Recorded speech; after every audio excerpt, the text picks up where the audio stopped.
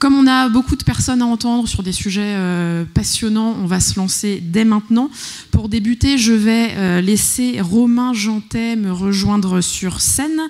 Donc Romain Jantet, le directeur de l'Institut Agro Rennes-Angers, pour un premier mot d'introduction. Vous avez donc un micro à disposition et qui fonctionne normalement. Je vous laisse la parole. Il marche? Ouais, ça marche. Voilà. Bon, chers partenaires, chers collègues, chers étudiants, bonjour. Et je suis très heureux de vous accueillir pour cette 3e édition de la journée filière de la chaire Semences pour demain. 3 ans déjà que ce rendez-vous a vu le jour et pour s'imposer désormais comme un espace de dialogue privilégié entre monde académique, recherche et filière professionnelle. Donc juste quelques mots pour resituer les travaux de cette chaire Semences pour demain, parce qu'avant, si j'ose dire, donc de prendre chair, hein, ce partenariat s'est structuré autour d'un projet pédagogique, le MOOC Semences, qui à ce jour a permis de toucher et d'ouvrir au monde des semences plus de 20 000 apprenants au niveau international. De ce succès est venue l'envie, l'idée d'aller plus loin. La chaire permet aujourd'hui à nos étudiants de bénéficier d'interventions professionnelles, de masterclass, de visites d'entreprises, de stages, de financement de thèse. Et nous sommes fiers que depuis 2023, 62 étudiants diplômés de l'Institut Agro Rennes-Angers se soient déjà engagés dans cette filière semences et plants. Ce sont des chiffres qui témoignent d'une dynamique solide, mais surtout qui incarnent l'avenir.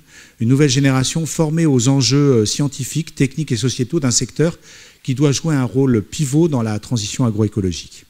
En effet, produire des semences, c'est pas à vous que je vais l'apprendre, hein, ce n'est pas seulement préparer les récoltes et la compétitivité agricole de demain, c'est anticiper des défis climatiques qu'on connaît aujourd'hui, en améliorant des variétés existantes et en inventant de nouvelles, pour plus de résilience. C'est préserver les ressources génétiques qui forment notre patrimoine vivant et fondent la biodiversité cultivée.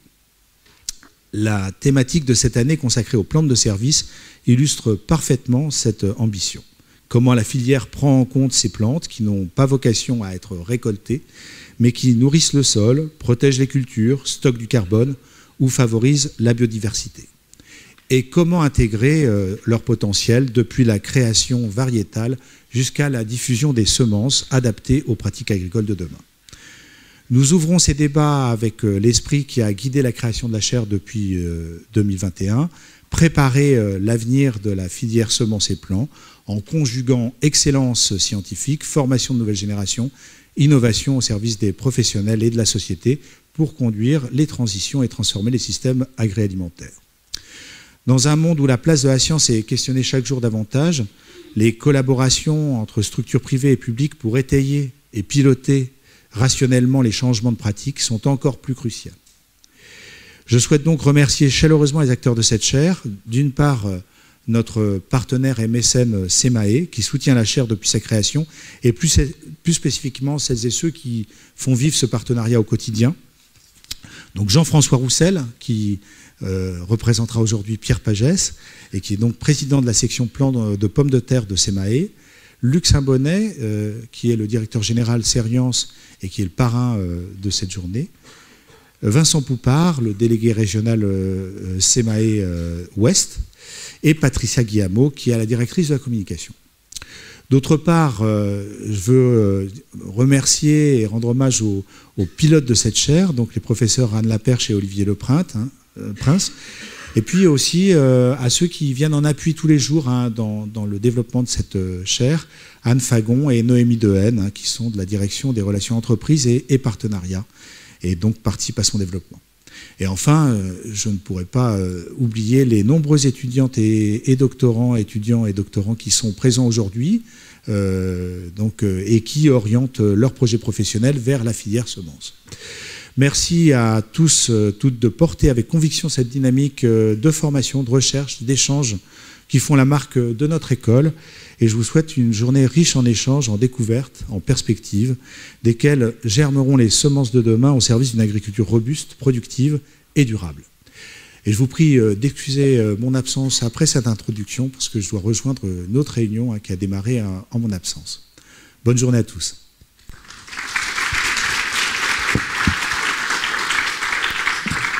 Merci beaucoup Romain Jantet pour ces premiers mots d'ouverture.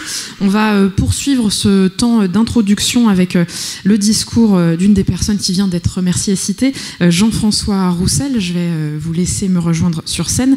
Vous êtes donc membre du conseil d'administration de SEMAE. SEMAE, qui on le redit, est l'interprofession des semences et plants, qui se trouve être le partenaire et mécène de la chaire Semences pour demain, qui porte l'événement que nous vivons ensemble aujourd'hui. Vous y présidez également la section plan pommes de terre. Vous avez le micro en main, je vous laisse la parole.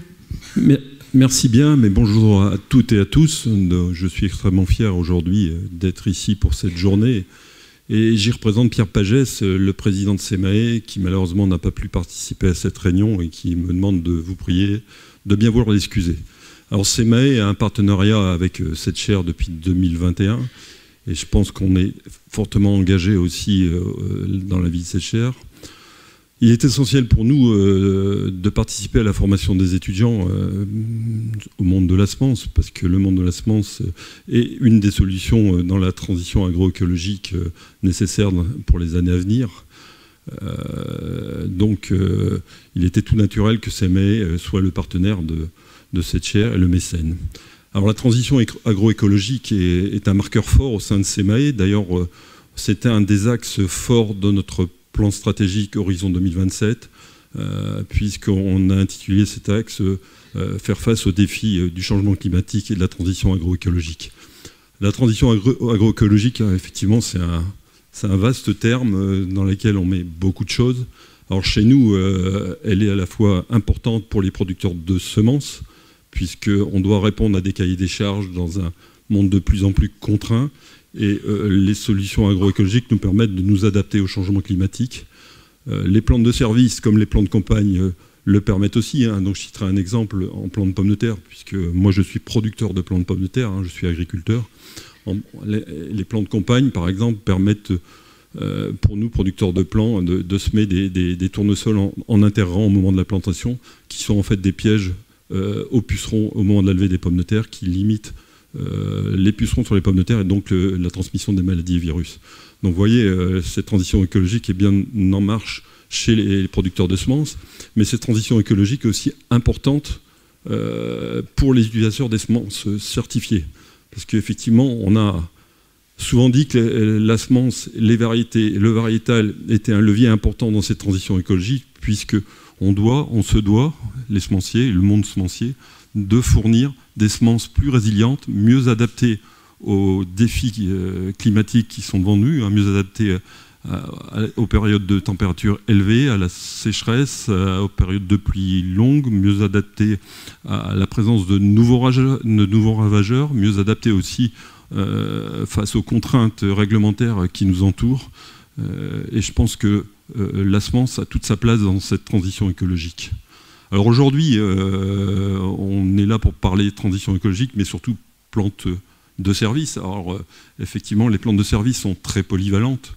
Elles peuvent, c'est les intercultures qui sont devenues aujourd'hui obligatoires, les bandes enherbées, les plantes, les jachères mellifères, donc elles sont nombreuses. Et je pense que le monde semencier s'attache à travailler pour fournir des semences de variétés, d'espèces, de mélanges d'espèces qui sont adaptés à cette pratique. En effet, cette pratique permet de lutter contre l'érosion des sols, de permettre aussi de fixer l'azote du sol, de mieux favoriser la biodiversité animale, de mieux favoriser aussi la diversité, la santé de nos sols. Et ensuite, effectivement, il y a encore une action qui est un petit peu au début. Je pense que les plantes de service vont permettre demain d'atténuer peut-être le changement climatique avec le stockage du carbone.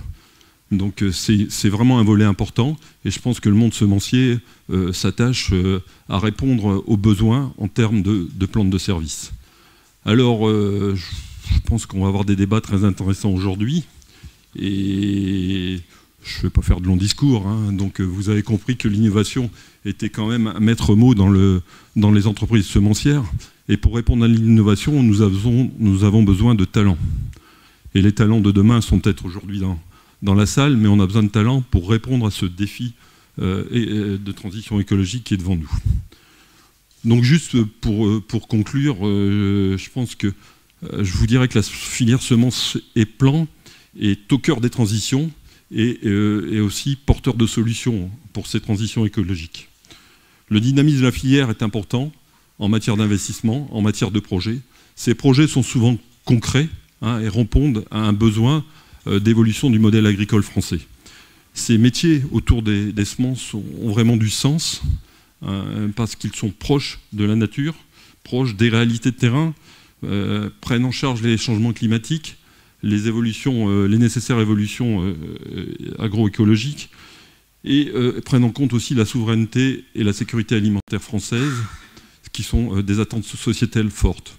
Donc je renouvelle aujourd'hui l'engagement de SEMAE dans cette chaire, qui est essentielle à nos yeux, puisque nous devons faire face aussi au renouvellement des générations, donc retrouver des collaborateurs dans le monde semencier, qui est un monde passionnant, un monde innovant, rechercher aussi des agriculteurs multiplicateurs, je parle pour ma paroisse, parce qu'on a aussi une érosion du nombre d'agriculteurs multiplicateurs de semences, et c'est important qu'on ait des agriculteurs qui soient multiplicateurs de semences, puisqu'on a beau trouver des belles variétés, si on n'a pas d'agriculteurs multiplicateurs, c'est compliqué. Donc je pense que vous avez raison de vous intéresser à ce monde semencier, puisque à SEMAE, on a tendance à dire que la semence, c'est le début de tout. C'est là que commence la production agricole, elle est nécessaire, elle est source de progrès, elle a toujours été source de progrès, mais aujourd'hui, on est en capacité de répondre à des nouvelles attentes et de répondre aux défis du changement climatique. Voilà, merci beaucoup.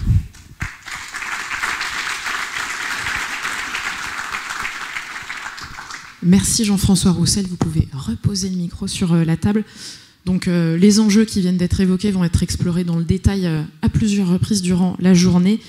Donc Jean-François Roussel, encore merci. Donc membre du conseil d'administration de SEMAE, l'interprofession des semences et des plants. Je vais à présent demander aux copilotes de la chaire Semences pour demain de venir ici sur scène. Donc Anne Laperche et Olivier Leprince. Vous allez nous présenter plutôt rapidement, mais on est en train de rattraper le départ de début, c'est formidable. Vous allez nous présenter rapidement ce véritable point de rencontre qu'est la chaire Semences pour demain. Vous avez donc un micro pour deux, ouais. Je vous laisse. Merci. Donc effectivement, on va essayer de vous présenter rapidement les objectifs et ce qu'on essaye de faire dans cette chaire depuis 2021. Donc les objectifs sont bien pour nous de faire connaître la filière semences et plants aux étudiants et ses acteurs et ses métiers, former des étudiants autour de ces innovations et puis pour prendre en jeu tout ce qu'a explicité juste avant Monsieur Roussel. On essaye aussi de maintenir ce lien fort avec la recherche et l'innovation qui sont les deux moteurs, enfin les moteurs des métiers de demain et de ne pas négliger non plus l'acquisition de nouvelles compétences pour préserver et valoriser la biodiversité et la mettre à disposition dans des semences et des plants de qualité.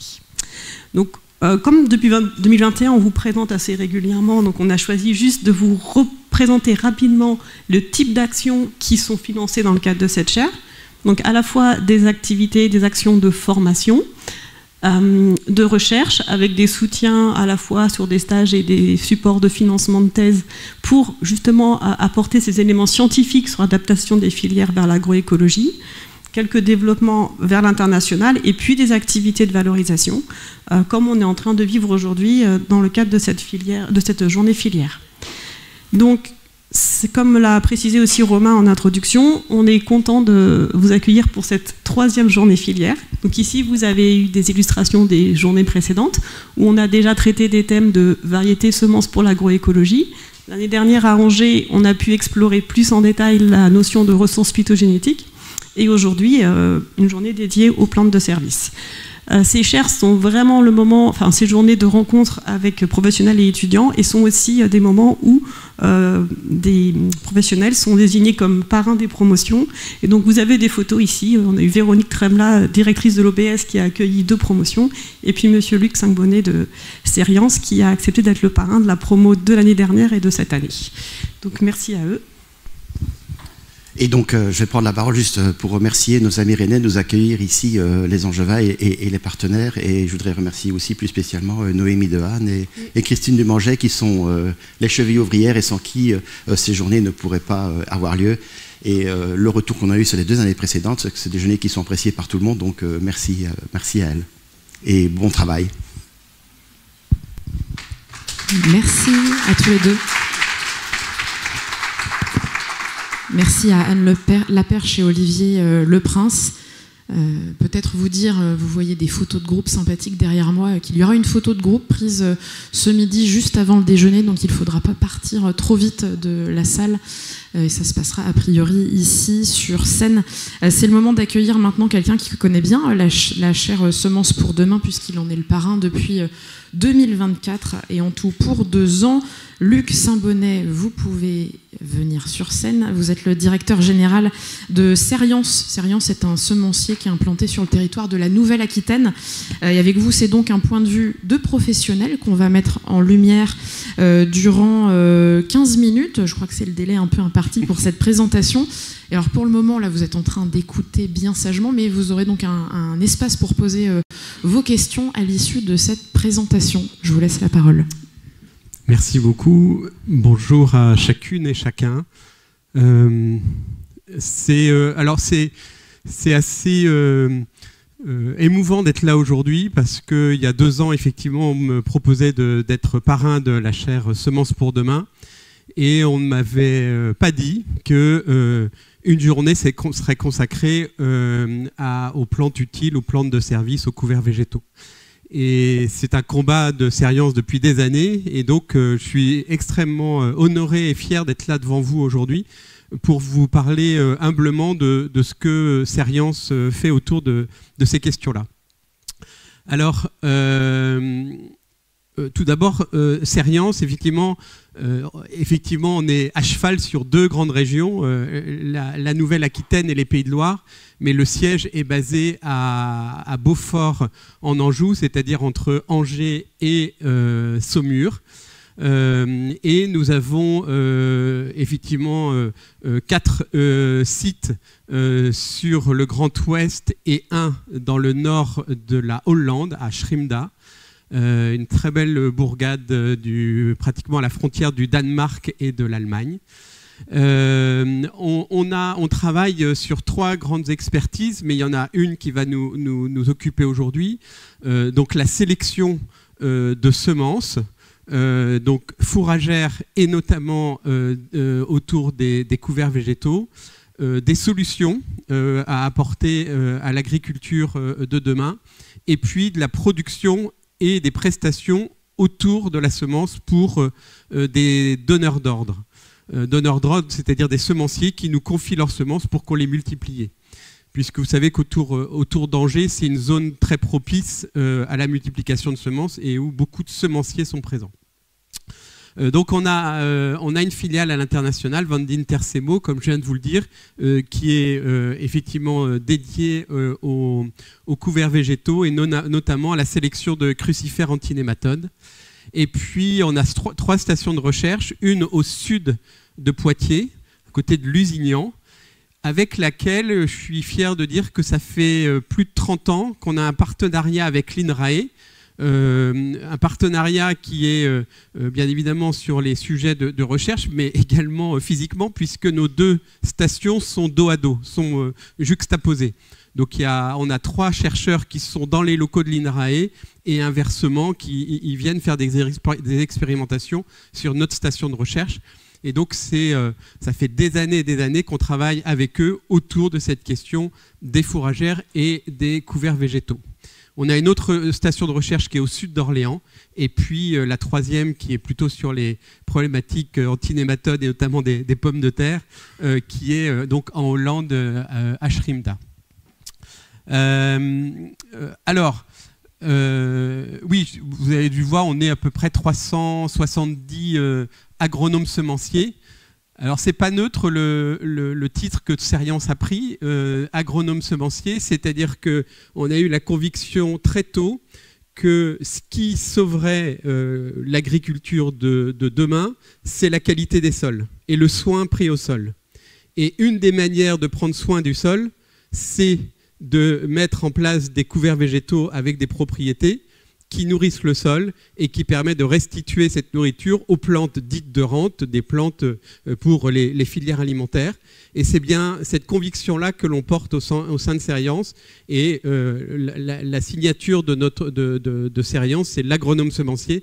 Et c'est pour imager cette conviction-là. Alors, bien évidemment, la semence, l'idée c'est d'être sur des services agricoles durables et de proposer des solutions agronomiques à nos agriculteurs. Alors, ça a été déjà évoqué ce matin, mais on pense tout naturellement à la fertilité des sols. Avec l'arrêt des produits de synthèse, eh bien, comment apporter des solutions pour réduire au maximum ces intrants chimiques par des solutions de plantes utiles. Alors, c'est un vaste domaine de recherche, mais vous qui êtes là dans cette chaire, si vous êtes là, c'est que effectivement ça vous intéresse et vous êtes peut-être certains à déjà travailler dessus. Bien évidemment, dans ces changements climatiques qui nous rattrapent de manière extrêmement rapide, c'est aussi une réponse à ces questions-là. Et on en parle peut-être moins, mais l'autonomie protéique, et on voit bien que la guerre de l'Ukraine, les impacts qu'elle a eus sur le coût de l'alimentation en France, et donc la souveraineté protéique, de ne pas être dépendant de pays qui nous apportent de la protéine pour alimenter les filières animales, est un élément géopolitique et géostratégique extrêmement important. Et les couverts végétaux et les plantes utiles apportent une réponse également. Alors, effectivement, je l'ai dit, l'idée c'est que de travailler sur des outils agronomiques pour valoriser le capital sol, et que chaque agriculteur, je pense, a le désir dans la succession de son exploitation que le capital sol soit encore plus élevé que lorsqu'il a pris l'exploitation de son père ou lorsqu'il a acquis une exploitation. Et donc, le travail se situe sur la fertilité, les auxiliaires, la réserve hydrique du sol et les problématiques climatiques. Alors, un petit coup de pub, effectivement, Cériance, on est peu sur la scène française et même la scène européenne à avoir mis en place, il y a plus de 30 ans, des programmes de sélection dédiés aux couverts végétaux. Il y a assez peu d'entreprises qui le font. Et donc, on est fiers de porter cette conviction-là et de porter ce marché-là qui n'est pas le marché le plus visible et le plus rémunérateur, on le sait, mais qui, pour nous, a un sens profond pour l'agriculture de demain. Alors, une chose particulière, c'est qu'effectivement, quand on est semencier, en général, on sélectionne des espèces. Donc on va sélectionner du blé, des tomates, de la luzerne. Dans le cas de programmes de sélection de couverts végétaux, on ne sélectionne pas une espèce, mais on sélectionne des usages. Et ça, c'est déjà une nuance assez forte. On va se poser la question, eh bien, par rapport à la problématique de mon sol, qu'est-ce que je peux proposer comme couvert végétal qui va répondre ou réduire la carence de mon sol sur tel et tel domaine. Alors, on l'a aussi évoqué, mais on a des semences qui sont sélectionnées pour s'adapter sur des problématiques d'interculture, de plantes de campagne, notamment par rapport aux auxiliaires, sur la vigne, de couverts végétaux au pied de la vigne par rapport aux problématiques cuivre. On en a d'autres qui sont pour structurer le sol, par exemple des radis chinois ou avec des racines pivots ou des racines réticulaires. La fixation de l'azote, bon, toutes les légumineuses que vous connaissez bien, de la biomasse sur un certain nombre d'autres espèces. Et c'est bien la combinaison de tout ça qui apporte un mélange pour répondre à une problématique de l'agriculteur. Alors, il ne faut pas oublier que Les couverts végétaux, notamment en interculture, s'implantent dans des périodes qui ne sont pas évidentes en termes de mise en place et de germination. Vous venez de terminer la récolte de votre, on va dire votre maïs, par exemple, en Bretagne. Vous avez besoin de couvrir votre sol avant d'implanter un blé derrière. Eh bien, il va falloir qu'il pousse dans des périodes où il peut faire très chaud, et de plus en plus. Et donc, une des réponses à ces problématiques-là, c'est tout ce qui se passe autour des solutions appliquées aux semences, plus communément appelées technologies semences. Donc, on a développé toute une R&D autour de ces problématiques-là, en faisant le choix, il y a 8 ans, d'être que sur des produits d'origine biosourcée, c'est-à-dire pas de produits de chimie de synthèse. Et donc voilà, on a développé des solutions pour aider à l'implantation de ces couverts végétaux et qui soient très rapidement effectifs. Et puis également les problématiques de compression du sol et de passage dans le champ. On a travaillé sur des semis à la volée qui permettent d'implanter un couvert végétal avant la récolte. Donc sur les traces de roues sur un champ de blé, par exemple, en semis à la volée, on implante un couvert végétal qui va tranquillement, avec l'humidité du sol, commencer à se développer. La moissonneuse coupe la culture de rente et le couvert végétal est déjà implanté. Alors, je ne vais pas faire un long discours, j'ai que 15 minutes et même si vous avez rattrapé, merci chers collègues, de 5 minutes, ça me donne un peu plus de temps, mais j'ai dit plutôt que de parler des heures des différentes espèces, j'ai dit il n'y a pas photo. Donc je vous donne quelques exemples là d'une avoine rude qui apporte une biomasse importante, qui a une tardivité en termes d'épiaison et qui en plus qui lutte contre les nématodes maïs, versus une avoine céréalière.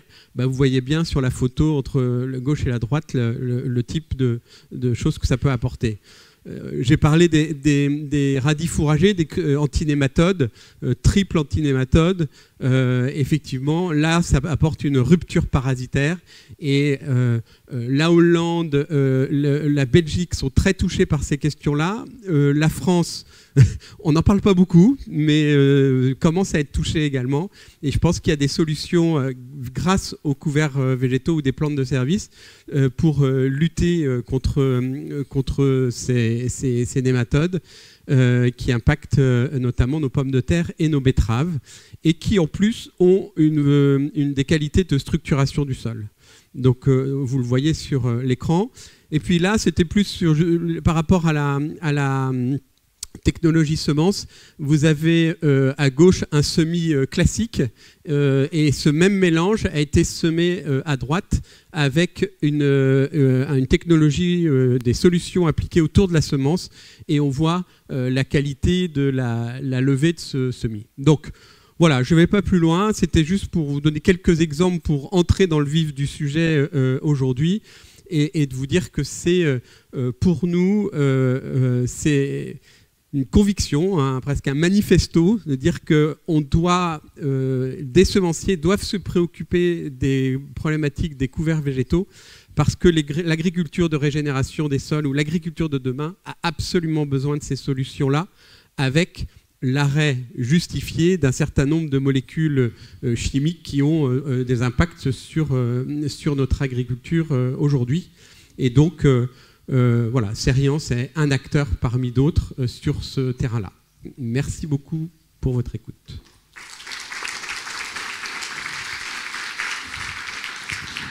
Luc Saint-Bonnet, vous restez où vous êtes le temps de répondre aux questions qui viennent du public, histoire de faire des petits effets d'annonce, de teasing. Certains des exemples cités, comme le radis ou l'avoine rude, seront réévoqués au cours de la journée plus dans le détail. Mais donc on a un moment pour des questions dans le public, étudiants, professionnels, chercheurs.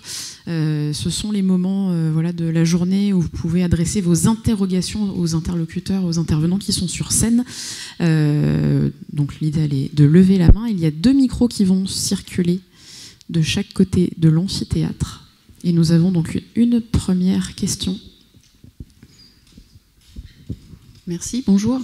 Je lance un peu les choses parce que je vois que c'est un peu mou, les gens continuent à dormir un petit peu, il va falloir se réveiller. J'avais une question sur la gamme d'espèces que vous travaillez, parce que les plantes de service, c'est une très grande diversité d'espèces, et j'imagine que c'est pas simple d'aller vers de la sélection de toute une diversité d'espèces. Donc quelle est votre gamme et comment vous gérez ça ? Alors oui, on sélectionne, on a une gamme d'espèces très large. Si je regarde d'un point de vue économique de l'entreprise, trop large, parce qu'on sait bien qu'un programme de sélection, annuellement, ça a un coût important. Donc, on essaye de prendre, de sélectionner des espèces phares dans nos mélanges, et avec une génétique qui a été éprouvée, et on complète nos mélanges de certains achats vis-à-vis d'autres obtenteurs. Donc on fait appel, là je vois que dans la salle j'ai un collègue RAGT, par exemple, on achète à RAGT un certain nombre de leurs sélections d'espèces pour mettre dans nos mélanges. On ne peut pas sélectionner toutes les espèces. Et on a des mélanges qui vont jusqu'à 12 espèces différentes de couverts végétal. Donc c'est effectivement une grande complexité pour l'entreprise, mais encore une fois, même si on veut parfois me pousser à simplifier la gamme et à la réduire, il y a une conviction forte de nos équipes de recherche et nos équipes commerciales pour dire on doit apporter ces solutions-là auprès de l'agriculture de demain, et on a cette conviction que ce choix payera un jour. Payera, dans le sens, sera la bonne décision pour la pérennité de l'entreprise demain.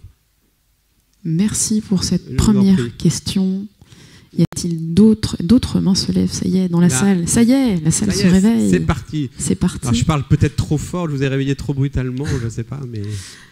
Donc, une seconde question. Merci pour cette présentation. Je me pose la question, qu'est-ce que ça représente comme surface aujourd'hui, les implantations de plantes de service, et quel est le potentiel pour demain? Le potentiel, j'aimerais bien le connaître plus précisément. Les surfaces... je ne voudrais pas dire de bêtises. Les surfaces en France de couverts... non, je ne veux pas dire de bêtises de chiffres en hectares. Moi, je sais les volumes que l'on produit, mais en semences. Mais comme traduit en hectares mis en place, je veux pas m'avancer. Le marché est relativement progresse année après année de manière régulière, mais sans emballement. Je pense que le couvert végétal, il y a quelques années, était dans l'esprit des agriculteurs, on va dire, du conventionnel. Pour toucher ma prime PAC, il faut que je mette un couvert. Et donc, il n'était pas dans l'état d'esprit, c'est vraiment pour rendre service à mon sol. Donc, je mets le moins cher, c'est-à-dire la moutarde, qui doit représenter, je sais pas, 8 € l'hectare à peu près, quelque chose comme ça. Et comme ça, j'ai été capable de toucher une prime PAC. Je pense que les agriculteurs qui se sont vraiment, depuis maintenant pas mal d'années, et de plus en plus aujourd'hui, posé la question de comment j'augmente le capital de mon sol pour mes cultures à venir et pour les générations à venir, ont compris l'intérêt de choisir des couverts végétaux avec des vraies fonctionnalités par rapport à leurs besoins d'usage, qui est spécifique bien évidemment à chaque territoire, à chaque exploitation agricole. Et donc on va de plus en plus vers des couverts avec une certaine valorisation, où un agriculteur est prêt à aller mettre 20, 30, 40 € l'hectare pour vraiment nourrir son sol, parce qu'il sait qu'il travaille sur demain. Et puis il y a un certain engouement aussi autour de l'agriculture de régénération, où on voit que des grandes coopératives ont pris ce chemin-là pour former les agriculteurs autour de ça. Et je pense que c'est aussi une dynamique qui va petit à petit permettre d'augmenter les surfaces. Et ce que l'on espère, c'est avec des espèces sélectionnées en France, et non des espèces qui viennent d'autres continents. Ça, c'est une petite parenthèse par rapport à l'économie de la semence en France. Donc désolé de ne pas répondre précisément, mais je pourrais vous envoyer le chiffre. La discussion pourra peut-être se poursuivre sur d'autres temps de la journée. On poursuit avec les questions du public. Une autre main s'est levée. Vous nous avez bien expliqué les bénéfices du couvert végétal. Après, chaque cas de culture est différent, mais j'aimerais savoir si ça engendre une compétition avec la plante qui est cultivée ou si ça engendre de nouvelles problématiques. Alors, si vous parlez de compétition sur la disponibilité de l'eau, de certains minéraux, oui, il y a une part de compétition. Et c'est justement là tout le travail de se dire comment je choisis par rapport à la culture que je veux mettre derrière, quel est le couvert qui aura le moins de compétition et qui apportera le meilleur usage. C'est vrai que du coup, c'est une agriculture qui n'est pas blanche ou noire, qui est beaucoup plus complexe, et que ce n'est pas que le couvert végétaux qui apportera une solution à l'agriculteur. Donc ça demande de l'expérimentation, bien évidemment à notre niveau, pour apporter un certain nombre de promesses, mais aussi que l'agriculture ait un certain nombre d'essais pour se rendre compte, dans son cas précis, quel est l'effet de l'agriculteur. Donc on a mis en place, nous, un réseau de 70 agriculteurs ambassadeurs, entre guillemets, qui testent nos produits chez eux, testent des solutions, et on se réunit une fois par an tous ensemble pour partager les bonnes pratiques et les retours d'expérience sur tel ou tel couvert végétal dans tel ou tel système et dans telle situation, ce que ça a pu donner et quelle a été la conséquence éventuelle sur une compétition avec la culture de rente derrière, ou en même temps si on est en plan de campagne. Donc aujourd'hui, voilà, c'est un travail qui se construit, mais je pense que si vous êtes agronome, vous savez bien que voilà, le sol a des réserves. Si vous mettez 2 plantes sur un même sol, ils vont pomper dans les mêmes réserves d'eau. En revanche, sur les minéraux, ça peut être un peu différent grâce en fonction des plantes qui ne tirent pas les mêmes minéraux pour leur croissance. Y a-t-il d'autres questions dans la salle?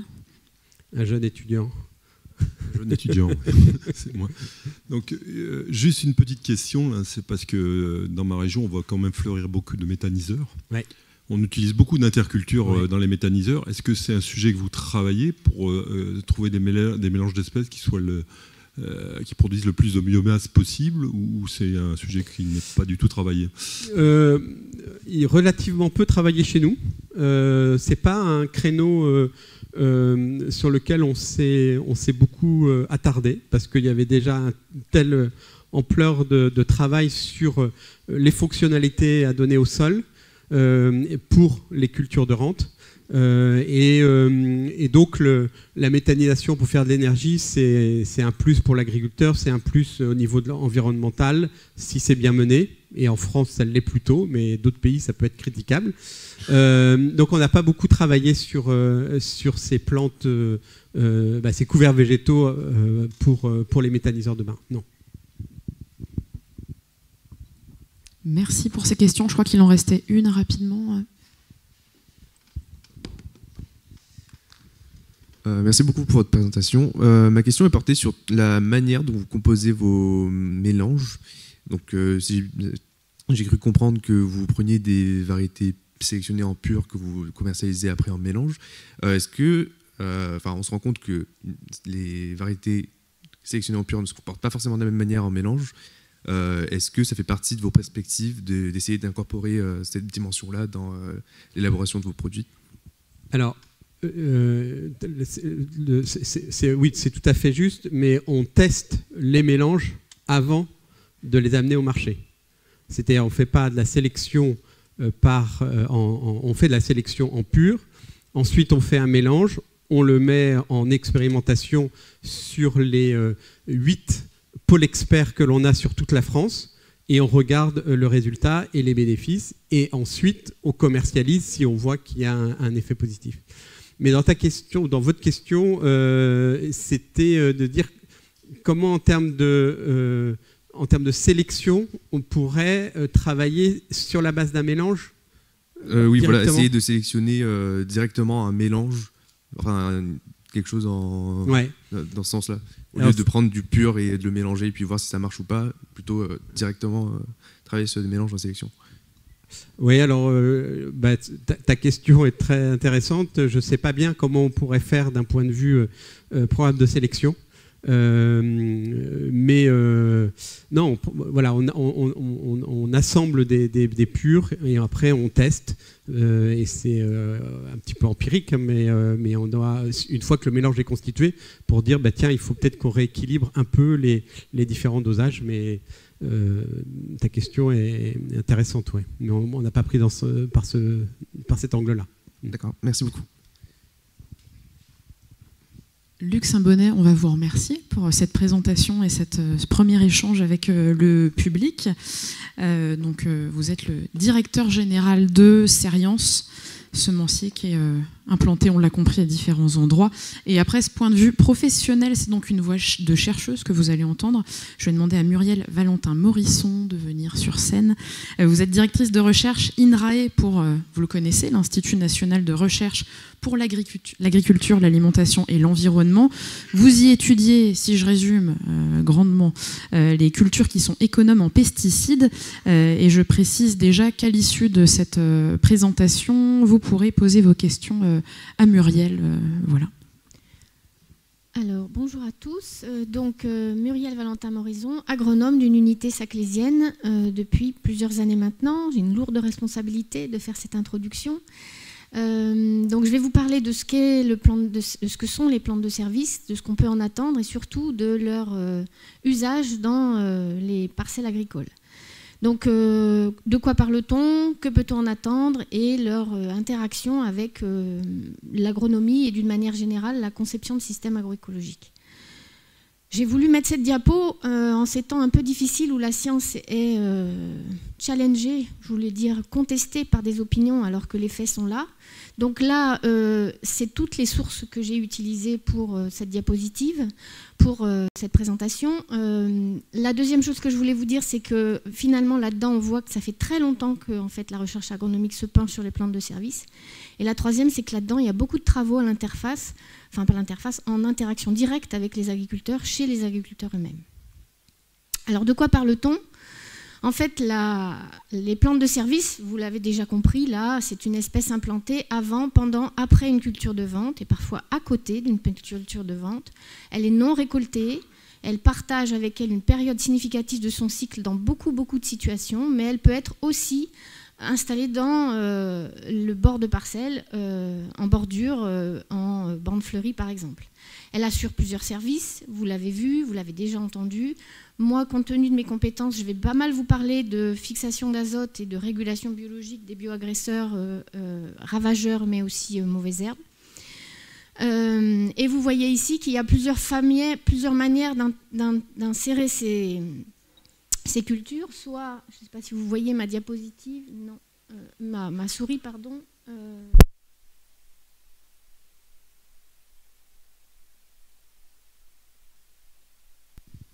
Nous avons un petit souci avec le son du micro.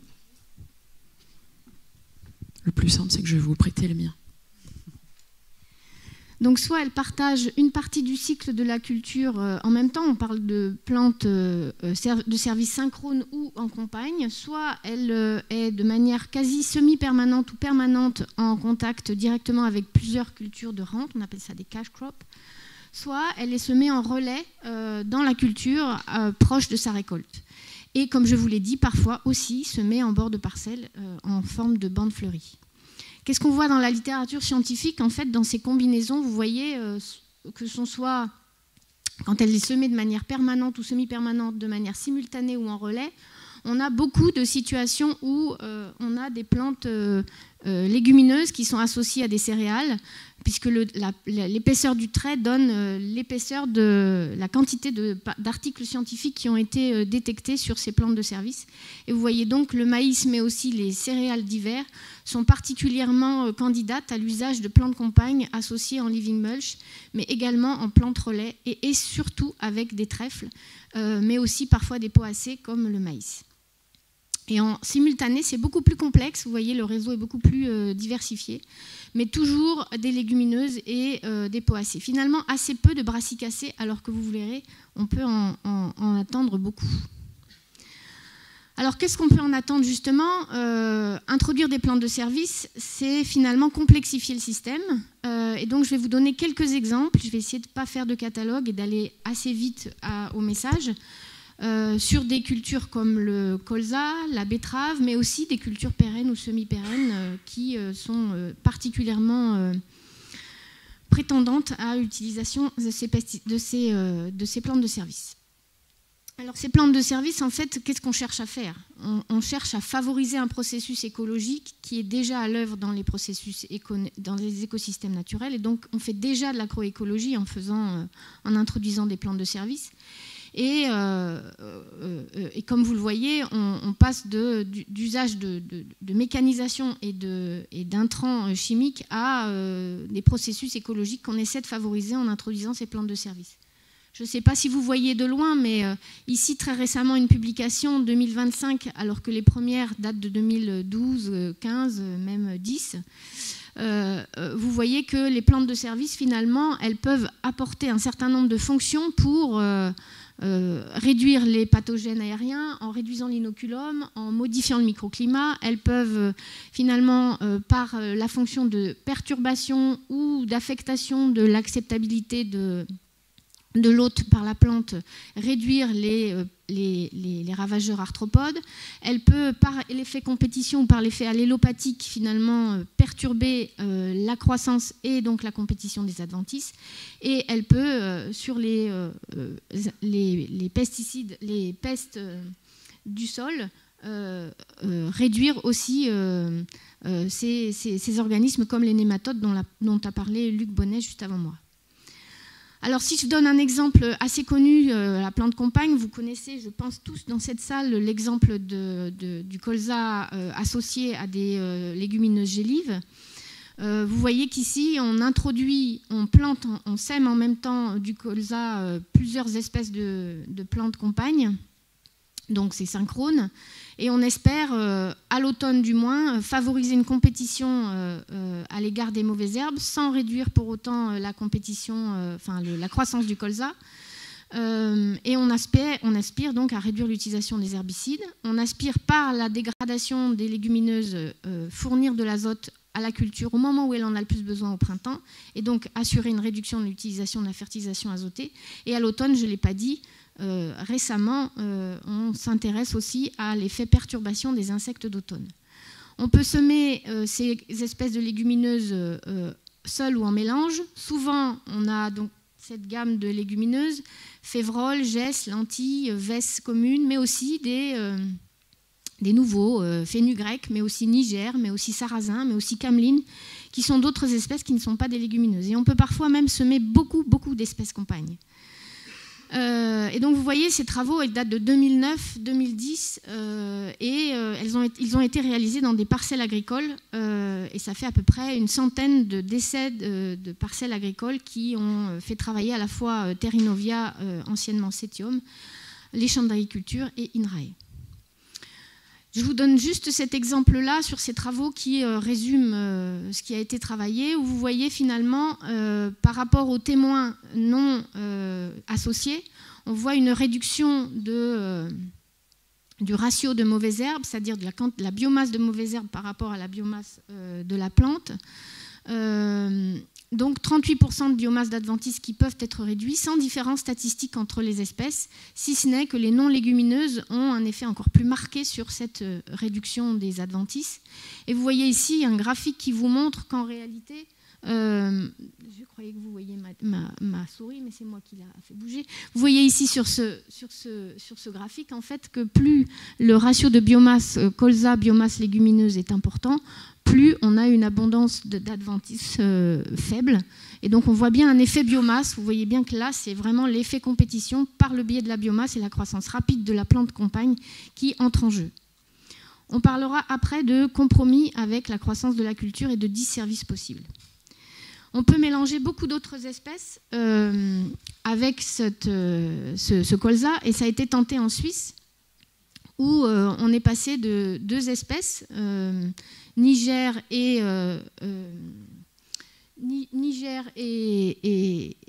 je vais y arriver avec ma souris, non, pas Niger et Fababine et Févrole, je vais y arriver, à toute une combinaison d'espèces différentes, en passant par lentilles, Vesse, merci, sarrasin, ça c'est super.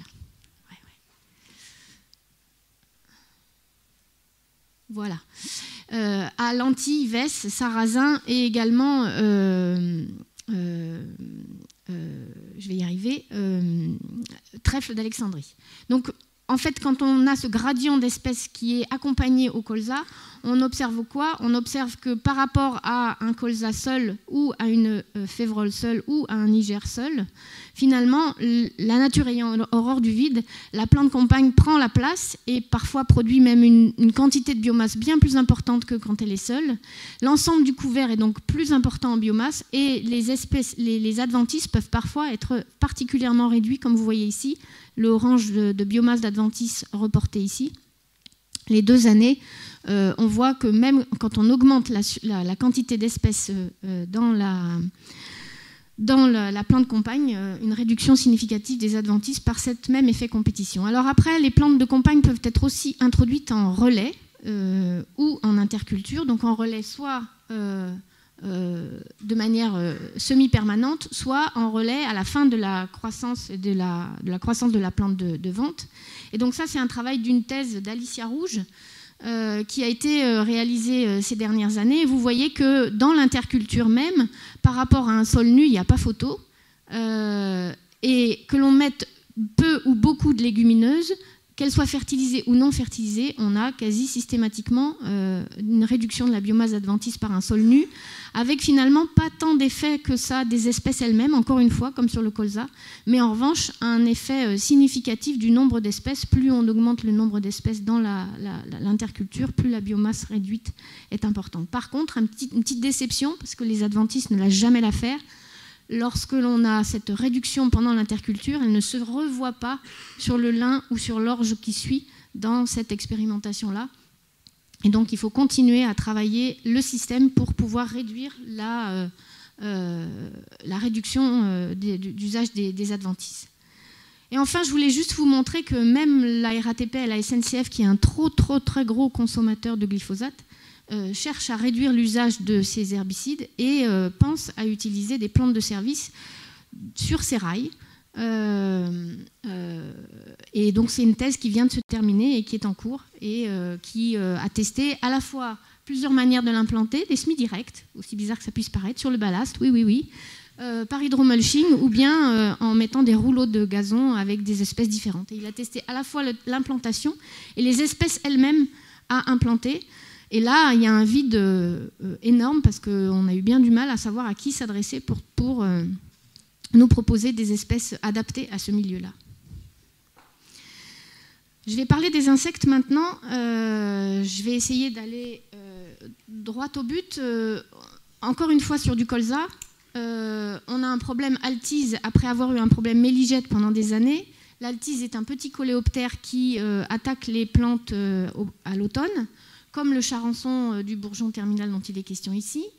Et finalement, il y a déjà quelques années, les agriculteurs qui avaient déjà implanté des plantes compagnes au colza pouvaient observer qu'il y avait une réduction des attaques des plantes touchées par les altises. Ici, c'est le nombre de larves par plante en moyenne. Par rapport au colza seul, qu'il soit associé à du trèfle d'Alexandrie ou à Vesse févrole trèfle d'Alexandrie, quelle que soit la manière dont c'est conduit, on a une réduction de ces altises-là. On observe ça, mais on ne sait pas pourquoi.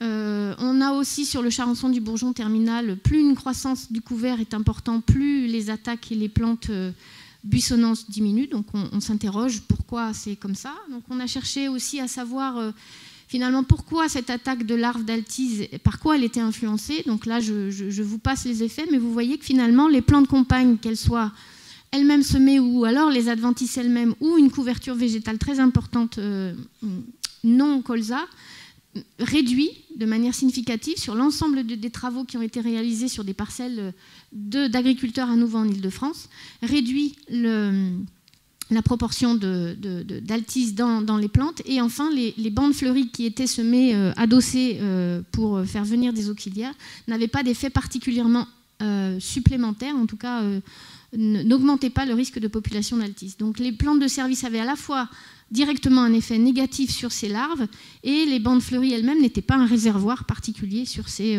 plantes, sur ces ravageurs. Alors du coup, ça aboutit à des questionnements dont vous parlera très bien Anne-Marie Corteceros tout à l'heure sur y a-t-il des plantes plus attractives qui pourraient, en plus des plantes de compagne, attirer les altises à un endroit et pas à un autre, et pas sur le colza. Et donc on teste en ce moment un certain nombre de dispositifs à la parcelle ou même sur le territoire où on met des plantes attractives avec une propriété particulière, soit au milieu de la parcelle, soit autour de la parcelle, soit quand on est dans le territoire adossé à des bois ou des habitats semi-naturels. Donc c'est en cours. Je me dépêche. Sur les betteraves, la jaunisse nanisante transmise par le puceron, là aussi, des tests ont été réalisés par l'ITB et l'INRAE sur un certain nombre de plants de compagne qui peuvent être associés à la betterave pour réduire l'arrivée des pucerons, l'expansion de ces foyers infectieux et réduire la fécondité finalement de ces insectes qui peuvent être perturbés par la présence de plants de compagne. Et donc là, c'est des résultats que l'ITB a publiés récemment, où vous voyez que même sans protection fongicide, on a relativement systématiquement une réduction de la population de pucerons elle-même et une réduction des symptômes de la jaunisse, parfois allant jusqu'à 50%.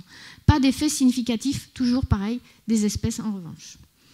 Sur les cultures pérennes et semi-pérennes, on attend les mêmes avantages. Donc je ne vous ai pas remis des exemples, je ne vous ai pas remis des travaux, mais vous pourrez les trouver dans les sources que je vous ai transmises là et également ici sur ces différentes thèses qui ont été soutenues ces dernières années. Et vous voyez que finalement, ça progresse, l'usage de cet enherbement et de plantes dans les vignes, dans les différentes régions où vous voyez la proportion, le pourcentage de surface dans les bassins viticoles qui sont occupés par de l'enherbement permanent ou semi-permanent. Vous voyez ici quelque chose que je voulais continuer à vous sensibiliser sur le fait qu'en fait, plus ça va, plus on ne cherche pas à réfléchir à l'espèce, mais on cherche à réfléchir à la fonction. Parce qu'en fait, il y a une question majeure qui persiste, c'est comment on fait pour choisir ces espèces par rapport aux services qu'on attend et comment on les combine. Et donc, les scientifiques, aujourd'hui, tendent vraiment à chercher d'abord la fonction. Et donc, j'étais contente d'entendre M. Luc Bonnet tout à l'heure nous parler de l'usage, parce qu'en fait, c'est ça qu'il y a derrière. On cherche la fonction et le trait qui est lié à la fonction, plutôt que chercher l'espèce en elle-même. Parce qu'en fait, les combinaisons sont tellement multiples, la complexité du système est telle qu'on ne peut pas s'attarder simplement à une espèce. Donc, par exemple, on a dans un travail récent combiné des connaissances scientifiques et des connaissances empiriques des experts sur les services de recyclage de l'azote et pour construire un outil qu'on appelle EcosystemX, mais qui commence à se développer sur d'autres espèces, en particulier sur la banane, où on cherche à travailler la fonction. Et je vous ai donné un exemple ici. Ah, j'avais pas vu qu'il y avait une animation. Donc le service en lui-même, c'est d'améliorer le flux d'azote dans les mélanges. On a plusieurs objectifs qui sont des fonctions, des sous-fonctions. Favoriser et diversifier les sources d'azote, réduire les pertes d'azote dans le mélange plantes de service rente et améliorer l'efficacité de l'usage d'azote. Et donc on débobine comme ça le schéma conceptuel jusqu'à avoir à la fois une préoccupation sur l'influence de l'environnement biotique, mais aussi sur l'environnement pratique agricole. Et on regarde finalement quels sont les traits des espèces qui peuvent favoriser ces fonctions-là et donc, in fine, favoriser le service. Et donc, de cette manière-là, on construit un modèle pour essayer de partir soit du service attendu, soit des traits des espèces que l'on connaît, pour pouvoir identifier finalement quelles espèces on peut favoriser lorsqu'on veut améliorer le flux d'azote. Et on a la même logique sur les ravageurs. Alors, les plantes de couverture constituent une opportunité de diversification, mais parmi d'autres, en fait. Vous voyez, les plantes de service sont ici, dans un graphique qui parle d'intraspécifique vers l'interspécifique, de la parcelle jusqu'au paysage. Et donc, les plantes de service constituent une manière de diversifier qui est majeure, qui est relativement facile. J'ai mis des gros guillemets parce qu'en fait, vous comprenez bien qu'il faut quand même trouver des compromis entre la plante de service elle-même et la plante de rente. Mais elle peut être substituée à des intrants chimiques. Mais surtout, elle doit être pensée de manière logique et cohérente dans le système, dans la pratique de l'itinéraire technique elle-même et dans le système. Et surtout, elle doit finalement s'adosser à d'autres manières de diversifier. Donc pour ces deux idées, j'ai deux diapos.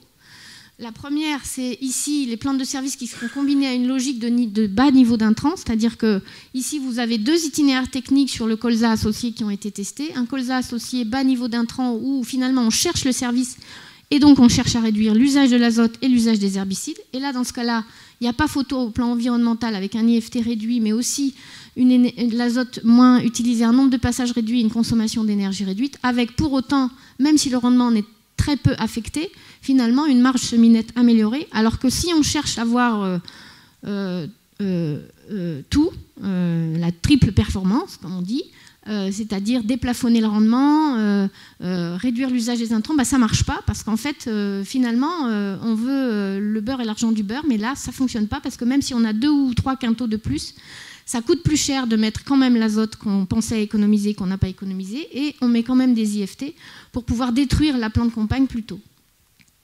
Et donc, quelque part, quel que soit on a fait cet exercice en faisant varier les scénarios de prix, de l'intrant et de prix de vente, et vous voyez que systématiquement, lorsque l'on associe du colza, il vaut mieux le penser en BNI pour y gagner plus de marge semi-nette pour un agriculteur et réduire son impact environnemental en termes de pesticides, d'azote et d'énergie. Et les agriculteurs, en fait, ils font ça depuis bien longtemps. Et on va chercher chez eux ces innovations. Et là, vous avez une quarantaine d'agriculteurs qui ont testé 76 associations différentes, qui ont été enquêtés. C'est des agriculteurs bio, et vous voyez que les plantes de service, elles sont partout. Elles sont soit je mélange une culture de vente dans un couvert vivant déjà établi, je mélange une culture en relais, je mélange une culture synchrone, et donc ça fait partie quasiment la moitié de la manière d'associer et la moitié de la manière de diversifier dans l'espace de ces agriculteurs-là. Et ils ont tous une logique derrière ça. Et donc il y a vraiment une logique d'améliorer les performances du système. Donc c'est agronomiquement avantageux, mais seulement si c'est que les agriculteurs qui jouent le jeu, ça ne marche pas. Parce qu'en fait, produire des pesticides, ça nécessite plein de choses. D'abord, il faut que ce soit rémunérateur, je commencerai par ça, évidemment. Et donc, il faut que ce soit rémunérateur grâce à des acteurs qui acceptent de collecter une diversité. Il faut que ce soit rémunérateur grâce à des acteurs qui sachent valoriser et transformer ces nouveaux produits lorsqu'ils sont associés. Et donc, valoriser les produits d'une agriculture agroécologique ou bas niveau d'intrants, ça veut dire lui donner une spécificité, une marque de fabrique. Et puis, il faut des consommateurs qui achètent. Mais surtout, en aval, il faut aussi avoir, et je suis bien contente d'être ici, des variétés qui permettent d'avoir le choix et de diversifier, soit en culture mineure, soit en culture de plantes de service. Il faut un machinisme adapté pour semer ces plantes en association. S'il faut semer 3 fois ou 4 fois si on doit implanter un couvert très diversifié, ça complexifie, voire c'est abandonné. Et enfin, ça demande de la connaissance qu'on commence à avoir, comme je vous l'ai montré en sciences, mais de la connaissance aussi actionnable, qui soit directement utilisable par les agriculteurs. Et donc, on voit bien que finalement, utiliser des plantes de service dans le cadre d'une réduction de production d'usage des pesticides, c'est important que l'ensemble de la filière soit embarquée pour déverrouiller le verrouillage socio-technique de l'agriculture, pour tendre vers l'agroécologie. Donc si vous avez des messages à retenir, je dirais que les plantes de service constituent un moyen relativement facile et efficace de favoriser les régulations biologiques tout en préservant la biodiversité, en captant du carbone, on va le voir tout à l'heure avec Sylvain, et en limitant l'érosion du sol, mais c'est à condition que ces connaissances sur les fonctions de trait service progressent pour qu'on puisse sélectionner un certain nombre d'espèces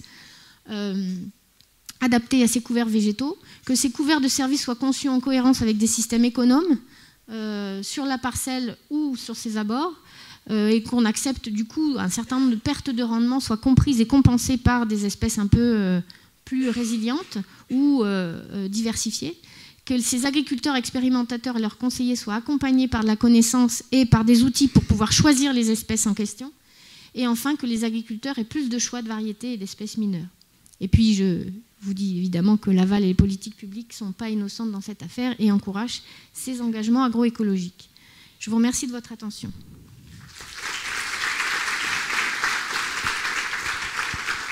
Merci beaucoup Muriel Valentin-Morison. Vous restez là où vous êtes. On prend alors seulement peut-être 2 ou 3 questions. J'espère qu'il n'y aura pas trop de frustration pour ensuite enchaîner sur le temps suivant. Une première question que nous allons écouter. Bonjour, moi j'ai une question pour revenir sur l'association colza légumineuse. Donc vous avez dit que vous sélectionnez les traits et que ça pouvait être... Enfin, qu'il y a différentes fonctions qui peuvent être sélectionnées. Est-ce que c'est pertinent, une association colza avec des légumineuses dans une région comme la Bretagne où il y a des problématiques de fuite d'azote plutôt dans le sol que de manque, d'associer une légumineuse qui va rester l'hiver? Est-ce que c'est pertinent? Est-ce que ça permet quand même d'éviter la perte d'azote ou pas? Voilà. Alors, le colza est un parfait piège à nitrate. Donc déjà, on peut faire en sorte que ce colza soit particulièrement capable de pomper l'azote qui est en excès. Et effectivement, les légumineuses, on peut se poser la question. C'est pour ça qu'il a été testé des mélanges avec cameline, par exemple, ou des mélanges avec sarrasin. Voilà. La deuxième chose que je voulais dire, c'est que les légumineuses, finalement, elles ne fixent pas toujours l'azote selon la quantité d'azote qu'il y a dans le sol. Et donc, quand il y en a trop, finalement, elles ne le fixent pas et elles le pompent. Donc, j'ai envie de dire, quand vous mélangez des espèces comme ça, la nature ayant horreur du vide, c'est vraiment le couvert végétal dans sa totalité qui va explorer la niche écologique du sol. Et donc, les légumineuses vont aussi participer de ce pompage en azote. Merci pour cette question. Y en a-t-il d'autres ? Il y a trop de bras levés, je vais devoir faire des choix, mais on écoute une question maintenant. Moi, ça ne va pas être une question, c'est juste une observation. Céline Canet, la coopérative Vivesia. Je voulais juste dire que ce qui est bon pour l'agriculteur, c'est aussi bon pour le multiplicateur de semences. Et le problème, c'est que la réglementation des semences ne nous autorise pas à faire des associations de cultures. Et c'est très dommage, puisque nous, on ne peut pas mettre en application tous ces messages. Donc je profite qu'il y ait des gens de SEMAE dans la salle pour leur dire que la réglementation elle est beaucoup trop lente par rapport aux innovations, même si les innovations c'est assez lent au niveau de l'agriculture, mais il y a un moment il faut nous laisser faire notre métier et parce qu'on sait bien faire et qu'on ne se met pas des balles dans le pied. Si on le fait, c'est que c'est bon pour tout le monde. Donc si on fait de l'association Févrole Févrole Colza ou des associations poids avec du triticale en tant que tuteur, parce qu'il y a ça aussi, des fois des associations dans la multiplication, voilà, faut nous laisser faire des associations comme tout le monde, et comme ça nous aussi on pourrait mettre en application tous ces bienfaits agroécologiques chez nos multiplicateurs. Merci pour cette réaction, ce commentaire. On prend une dernière question. Il y avait un bras qui s'était levé. Devant, au milieu. Merci beaucoup. Julie Gombert du GVS, merci beaucoup pour cette présentation très claire et avec beaucoup d'informations. J'avais une question sur l'approche fonction trait. Parce que dans votre, et c'est le cas, ça a été évoqué un petit peu tout à l'heure, il y a beaucoup de travaux où en fait ça s'arrête à l'espèce, voilà, où on teste une espèce et pas forcément jusqu'à la variété.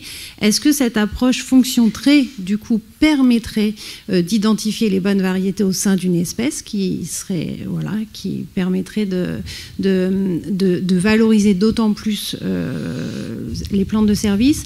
Et deuxième question qui reprend un petit peu la question de tout à l'heure, est-ce que c'est aussi quelque chose, cette approche très fonction, qui permet la sélection et l'inscription? Nous, l'évaluation des variétés qu'on fait pour l'inscription sont en pur, effectivement, il y a les problèmes, enfin, il y a une réglementation aussi, mais qui permet ensuite, en fait, d'avoir les bonnes informations pour faire les bons mélanges et associer les bonnes variétés. Alors c'est l'idée, c'est l'hypothèse et c'est les connaissances qui commencent à croître sur ces sujets-là. C'est-à-dire on a envie de sélectionner des espèces, donc on met au champ des espèces. Mais en fait, on va mesurer leurs traits, c'est-à-dire on va mesurer leur hauteur, leur vitesse de croissance, leur quantité de nectar quand on veut favoriser la pollinisation, leur capacité à produire des molécules attractives ou répulsives, typiquement pour le colza. Et donc c'est ça qu'on mesure. Et je me dis qu'en fait, il doit y avoir une diversité génétique énorme sur ces traits-là, qu'il y aurait tout intérêt à redécouvrir. Et voilà. Et donc là, l'idée, on est quand même au début, malgré les connaissances acquises, sur la manière de combiner ces différents traits pour avoir le service rendu. Donc on est sur des schémas conceptuels, sur des outils pour pouvoir formaliser cette connaissance. Et on se dit qu'on va dépasser la question de l'espèce et de la variété grâce à ça. Voilà. Merci pour ces questions, ces échanges. Merci Muriel Valentin-Morison.